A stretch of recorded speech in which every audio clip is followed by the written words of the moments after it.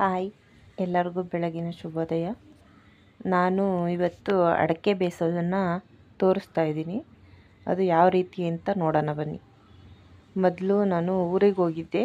ಅಲ್ಲಿ ನಮ್ಮ ಚಿಕ್ಕಪ್ಪ ಕೆಳಗಡೆ ಬಿದ್ದಿರ್ತಕ್ಕಂಥ ಅಡಿಕೆನೆಲ್ಲ ಆಯ್ಕೊಬಂದು ಒಂದು ಕಡೆ ಇಟ್ಟಿದ್ರು.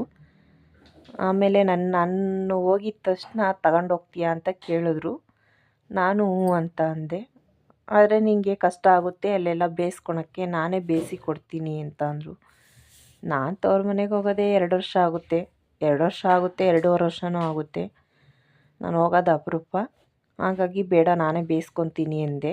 ಅದನ್ನೆಲ್ಲ ತಂದು ಸಿಪ್ಪೆ ಬಿಡಿಸಿ ಅದನ್ನ ಉಂಡೆ ಅಡಿಕೆನ ಎಲ್ಲ ಪೀಸಾಗಿ ಕಟ್ ಮಾಡಿ, ನಮ್ಗೆ ಯಾವ ಥರ ಬೇಕೋ ಆ ಥರ ಕಟ್ ಮಾಡಿಬಿಟ್ಟು, ನಾನಂತೂ ಈ ಥರ ಕಟ್ ಮಾಡಿಕೊಂಡೆ ಉದ್ದುದ್ದ.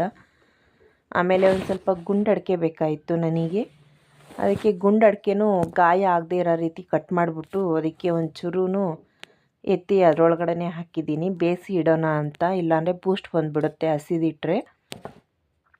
ಎರಡನ್ನೂ ಪೀಸ್ ಮಾಡಿ ಕಟ್ ಮಾಡಿ ಒಂದು ಸ್ವಲ್ಪ ನೀರು ಹಾಕ್ಬಿಟ್ಟು ಚೆನ್ನಾಗಿ ಒಂದು 20-25 ನಿಮಿಷ ಕುದಿಸ್ಕೋಬೇಕು.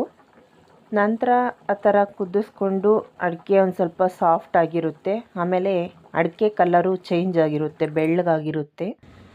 ಆಮೇಲೆ ಅದನ್ನು ತೊಗೊಂಬಂದು ನೀರು ಸಪ್ರೇಟ್ ಮಾಡಿ ಒಣಗಿಸ್ಬೇಕು.